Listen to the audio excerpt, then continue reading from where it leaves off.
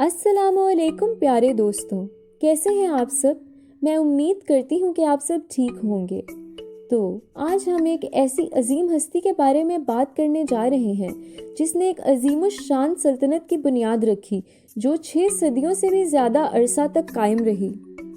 جی ہاں، ہم سلطنت عثمانیہ کے بانی عثمان غازی کی بات کر رہے ہیں جو نہایت ہی دلیر اور نڈر باپ کے بیٹے تھے۔ ترک سردار ارطغرل غازی کے گھر 1258 AD میں ایک بیٹے کی پیدائش ہوئی جس کا نام عثمان رکھا گیا۔ یہ اس وقت کی بات ہے جب منگولوں کے لشکر نے ہلاکو خان کی زیر قیادت میں خلافت عباسیہ کے دارالحکومت بغداد کو بری طرح شکست دے دی تھی۔ یہ امت مسلمہ کے زوال کا بدترین دور تھا اور تاتاریوں کے ہاتھوں ایک کے بعد ایک شہر برباد ہو رہے تھے۔ ایسے وقت میں عظیم الشان بانی عثمان غازی نے اس دنیا میں اپنی آنکھیں کھولیں۔ عثمان غازی نے اپنا سارا بچپن تیر اندازی، گھڑ سواری، تلوار بازی اور ایسے بہت سے مزید ہنر سیکھنے میں گزارا۔ آپ کے والد کے ایک دوست شیخ اداب علی ہوا کرتے تھے۔ وہ عثمان غازی کی دینی تربیت میں اہم کردار ادا کر رہے تھے۔ عثمان غازی اکثر ان کے ہاں مہمان ہوا کرتے تھے اور عثمان غازی کو ان کی بیٹی دیکھتے ہی پسند آ گئی تھی۔ انہوں نے شادی کے لیے شیخ سے ان کی بیٹی کا ہاتھ مانگا لیکن شیخ نے انکار کر دیا۔ ایک دفعہ وہ شیخ کی درگاہ پر سو رہے تھے تو ان کو ایک خواب آیا جس میں وہ دیکھتے ہیں کہ ہلال چاند شیخ کے سینے سے نکل کر بدر کا چاند بنا اور عثمان غازی کے سینے میں سما گیا۔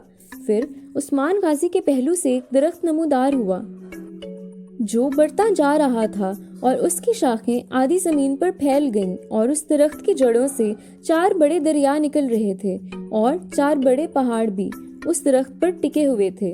درخت کے پتے تلواروں جیسے لگ رہے تھے اور تیز ہوا کے چلنے سے وہ پتے ایک بر اعظم کی طرف مڑ گئے۔ وہ بر اعظم ایک انگوٹھی کی مانند لگتا تھا۔ عثمان غازی اس انگوٹھی کو پہننے ہی والے تھے کہ ان کی آنکھ کھل گئی۔ انہوں نے اپنا خواب شیخ سے بیان کیا۔ خواب سننے کے بعد شیخ نے بغیر کچھ سوچے سمجھے اپنی بیٹی کا نکاح عثمان غازی سے کر دیا۔ کہتے ہیں کہ یہ خواب خدا کی طرف سے سلطنت عثمانیہ کا ایک اشارہ تھا۔ اپنے والد ارطغرل غازی کی وفات کے بعد 27 ستمبر 1299 کو اپنے قبیلے کے حکمران بن گئے۔ روم کے دارالحکومت کونیا پر منگولوں کے قبضے اور سلجوقی سلطنت کے خاتمے کے بعد عثمان غازی کی ساری جاگیر خود مختار ہو گئی جو کہ بعد میں سلطنت عثمانیہ کا ہی حصہ بنی۔ عثمان غازی کی سلطنت بازنطینیہ کی سلطنت سے ملی ہوئی تھی جو عربوں کے زمانے میں رومی سلطنت کے نام سے مشہور تھی۔ اب یہ بازنطینی سلطنت بہت کمزور اور چھوٹی ہو چکی تھی لیکن عثمان غازی کی جاگیر کے مقابلے میں بہت طاقتور اور بڑی تھی۔ یہ لوگ اکثر عثمان غازی کی سلطنت پر حملہ کرتے رہتے تھے اور ان کے معاملات اب مزید بگڑتے ہی جا رہے تھے۔ ان فتنوں و فساد کا آخر یہ نتیجہ ہوا کہ بہت سے علاقے عثمان غازی نے فتح کر لیے۔ بروسا کا شہر بھی اسی میں شامل تھا۔ عثمان غازی نے آخر بازنطینی قلعہ بھی فتح کر لیا۔ وہ بچپن سے ہی انتہائی قابل اور بہادر تھے۔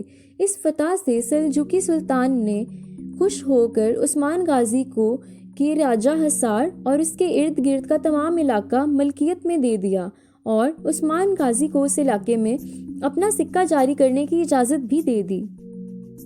سن 1300 میں تاتاریوں کے حملے سے سلجوقی سلطنت کا بھی خاتمہ ہو گیا اور عثمان غازی بالکل ہی آزاد ہو گئے۔ انہوں نے بہت اچھا حکومتی نظام قائم کیا۔ 1300 میں ینی شہر جو بروسا کا ضلع تھا اس کو فتح کر کے اپنی ریاست کا دارالحکومت بنا لیا۔ 1301 میں انہوں نے بازنطینی شہنشاہ کی فوج کو بری طرح سے شکست دی۔ 6 سال میں انہوں نے تمام بازنطینی قلعے فتح کر لیے اور بحر اسود تک پہنچ گئے۔ بورسا اور باقی تمام علاقے بھی فتح ہو گئے۔ ان حالات کی زد میں آ کر بازنطینی سلطان نے تاتاریوں کو اکسایا کہ عثمان غازی کو نیست و نابود کر دیں، لیکن اس بار عثمان غازی کے بیٹے اورحان غازی نے اپنے والد کے کہنے پر تاتاریوں کو دھول چٹا دی۔ آپ کا عدل و انصاف بہت مشہور تھا۔ انہوں نے ساری زندگی اپنے لیے مال جمع نہ کیا۔ وفات کے بعد ان کے حجرے سے صرف ایک کفتان، एक नमकदान, एक सूती अमामा, लकड़ी का चमचा और अरबी घोड़े मिले। उनकी तलवार जो शेख अदाब अली की तरफ से तोहफा थी वो आज भी मौजूद है। आपने अपने चचा को खुद कत्ल किया था क्योंकि वो बाज़ंतीनी हुक्मरानों के साथ इत्तफाक रखते थे। आपने सल्तनत उस्मानिया की पहली मस्जिद भी तामीर करवाई थी। आपने ऐसी हुकूमत कायम की जो 6 सदियों से ज़्यादा अरसा कायम रही और जो हुकूमत अपनी मिसाल आप थी। बुरसा शहर फतह होने के बाद 1326 में आपकी वफ़ात हुई और आपको बुरसा शहर में ही दफन कर दिया गया। आप सच में बहुत बहादुर थे और एक बानी बनने की सारी खसूसियात आप में मौजूद थीं। आप समझदार और बासबर थे। शायद ही उनके जैसा कोई रहनुमा अब उम्मत मुस्लिमा को नसीब हो। तो दोस्तों, आज के लिए बस इतना ही। अगर आपको ये वीडियो पसंद आई तो इस वीडियो को लाइक कीजिए। आइंदा ऐसी मज़ीद वीडियो देखने के लिए मेरे चैनल को सब्सक्राइब कीजिए और आइंदा आने वाली वीडियोस की नोटिफिकेशन सबसे पहले हासिल करने के लिए बेल आइकन को प्रेस करना मत भूलिएगा। तब तक के लिए हंसते रहें, मुस्कुराते रहें और अल्लाह ताला के फजलो ईमान में रहें। खुदा हाफिज़।